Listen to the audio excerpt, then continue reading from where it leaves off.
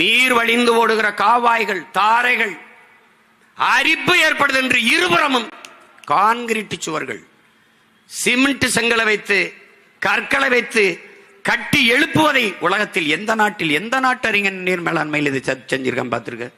உன் முன்னோர்கள் அப்படிதான் செஞ்சானா?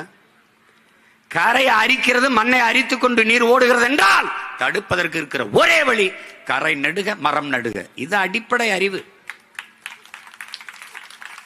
அதை செய்யாம காங்கிரீட் மதில் சுவர் இப்படி சிமெண்ட போட்டா இந்த இருவோரமும் கசிந்து கசிவு நீர் பாசனத்திற்கு பல லட்சம் ஏக்கர் காய்ந்து கிடக்கிறது.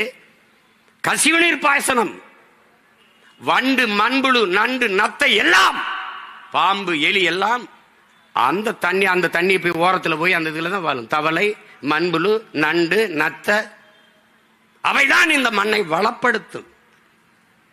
நீ சிமெண்ட போட்டா எங்கடா போய் இது வாழும்? இங்க வாழும்.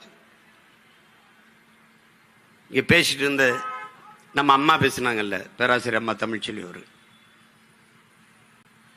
ஏரி எல்லாம் ஆக்கிரமிச்சிட்டாங்க.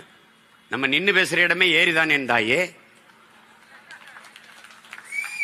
நீரின்றி அமையாது ஒழுக்கு என்று பாடியவனுக்கே கோட்டம் ஏரியை தூத்துட்டு தான் கட்டப்பட்டிருக்கு. இதுக்கு பேரு லேக் ஏரியா. ஏரி எங்கய்யா? அங்கிட்டு போரியா? அதுதான் பதில்.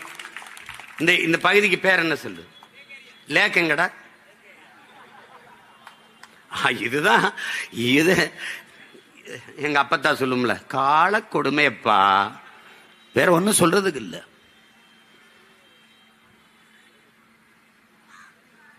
புதுசு புதுசா சொல்லுவான். மேகம் வெடிச்சிருச்சுன்ட்டு குண்டு வச்சது யாரா? புவி வெப்பமாயிருச்சுமா. வெப்பமா ஆச்சா? நீ ஆக்குனிய?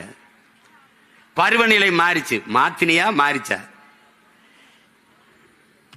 தம்பி, நீ வசமா எங்கிட்ட சிக்கிட்ட தம்பி. நீ என்னை தேடி வந்துதான் தீரணும், வழியே கிடையாது. நீயா புதுசா சிந்திச்சு பேசுற மாதிரி பேசுவ. நான் பேசினதான் பேசுவேன்.